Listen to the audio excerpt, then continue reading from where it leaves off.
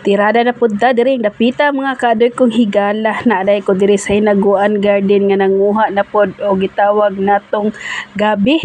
So perti na sagbuta diri mga kaadoy kong higala. Mo ni nakanindot mga kaadoy kong higala kung gabi ang aton gitanom kay musukol jud bisag asa. Ubay, grabig sagbot mga kaadoy kong higala pero nagpabilin gyapon buhi ni ato ang gabi diring dapita. Arang kanindot kaning gabi na atong napuslan nga ato na jong nagulay-gulay kanunay.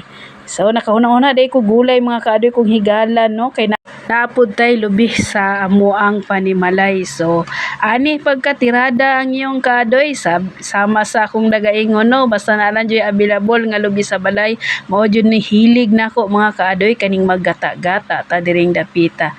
So ani nakadaghan ang akong nakuha mga kaadoy kong higala. Nga perti pong daghan na unom ra siguro ni mga kaadoy kong higala. Pero dili kayo okay ang iyang dahon mga kaadoy kong higala kay medyo gulang-gulang na dirang dapita.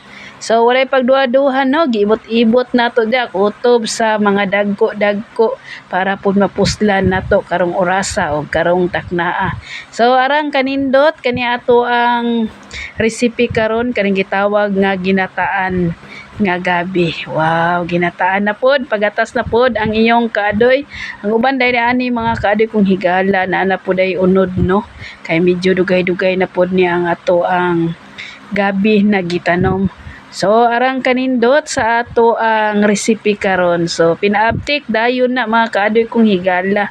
Nga ako dai giipon dira oh. Ubay-ubay pod ni mga kaadoy. Unom ka buok, kuan himsog pod kaayo. So uli na ta sa balay kay tiradahan na pod nato ni kani ato ang lamian nga gabi. Walay pagduha-duha ato din ang tiradahan og limpyo og pinaseryoso dirang dapita. Ani day mga kaadoy kong higala o pinaabtik tinaghuman. Walay pagduha-duha pinatak-ang kay pinaabtik walay pagduha-duha na kay dinalian ni naluto mga kaadoy kong higala. Always yung tagadalian ni no. Kanilang busy punta mga kaadoy kong higala. So pabukal ang ato ang pagkatirada diri mga kaadoy kong higala. Ari day mo tirada ang iyong kaadoy no. Pabukalan sa tapos pinaabtik dayon ng tanglad na perteng himsuga. So naglibog na ta ni mga kaadoy kong higala kay perting himsuga ang tanglad mao pa perting gamaya ning karahay nga ato ang gilutoan.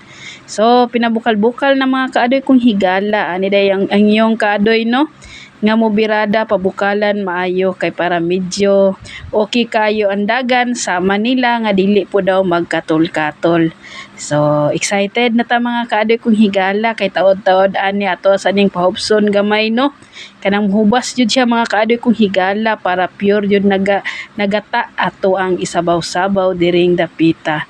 So karon ding takna og karong orasa, grabe ka excited nato diring dapita, nakaingon ko kanilaging ganahan ta magulay-gulay no. Excited kay ko kaadoy kay ang subak way lain kundili ang pambansang tinapa. Mao ra jud madali-dali mga kaadoy kong higala. Gibutangan na natong gata dira nga perti pud ning ka-espesoha. So ani day mga kaadoy kong higala bukal-bukal na diring dapita. So ato na nang gibutangan na po gata mga kaadoy kaning pinaka-pure jud no. 5 day ni kalubi mga kaadoy kong higala. Tapos tulo ra pod ka baso ato ang gitiradahan dira para lami jud ang pagkatimplada. So sa wala pa rin nakakaon di mga kaadoy kong higala no, tirada na ta diring dapita. Ning gitawag nato na ginataang gabi. So arang nang humuta mga kaadoy kong higala. So salamat pud ko sa mga kaadoy no nga always pud gisuporta hinaot paunta nga dili magsawa sa akong mga luto nga di pud basta-basta.